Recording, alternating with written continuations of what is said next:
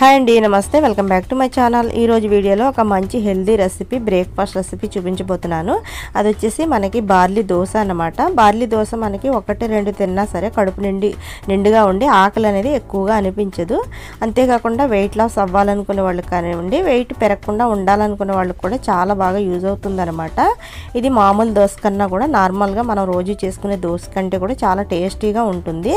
ఇప్పుడు ఇది ఎలా ప్రిపేర్ చేసుకోవాలో కూడా చూసేద్దాము.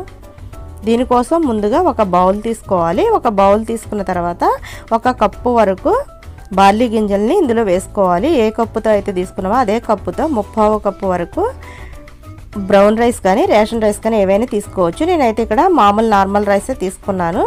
అదే కప్పుతో 1/2 కప్పు వరకు మినపగుళ్ళని వేసుకోవాలి. అదే కప్పు 1/2 కప్పు వరకు పచ్చిశనగపప్పును కూడా వేసుకుని ఒక 2-3 సార్లు నీళ్లు పోసి బాగా వాష్ చేసి పక్కన పెట్టేసుకోవాలి. ఇందులో ఇప్పుడు నీళ్లు పోసుకుని శుభ్రంగా వాష్ చేసుకోవాలి. ఈ విధంగా నీళ్లు పోసి ఒక 2-3 సార్లు వాష్ చేసుకుని మళ్ళీ మునిగేటట్టుగా నీళ్లు పోసి ఒక 6 గంటల సేపు నానబెట్టి పక్కన పెట్టేసుకోవాలి.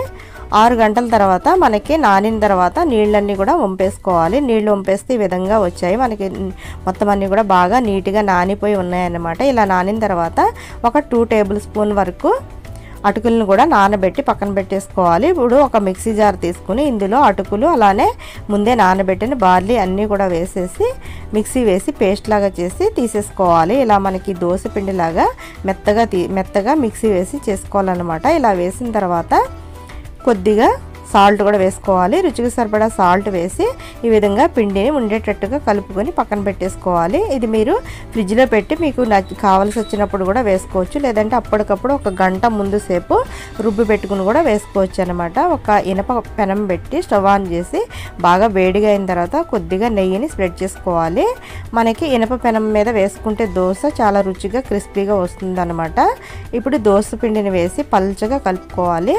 పైన కొద్దిగా నెయ్యిని అప్లై చేసుకోవాలి. మనకి నెయ్యి వేసుకోవడం వల్ల దోశ చాలా టేస్టీగా ఉంటుంది. అంతేకాకుండా నేతిలో కొంచెం మనకి గుడ్ కొలెస్ట్రాల్ ఉంటుంది కాబట్టి నెయ్యితో వేసుకుంటే చాలా మంచిది. ఇంకా మనకి స్కిన్ కూడా చాలా స్మూత్గా ఉంటుంది అనమాట నెయ్యి తినే వాళ్ళకి.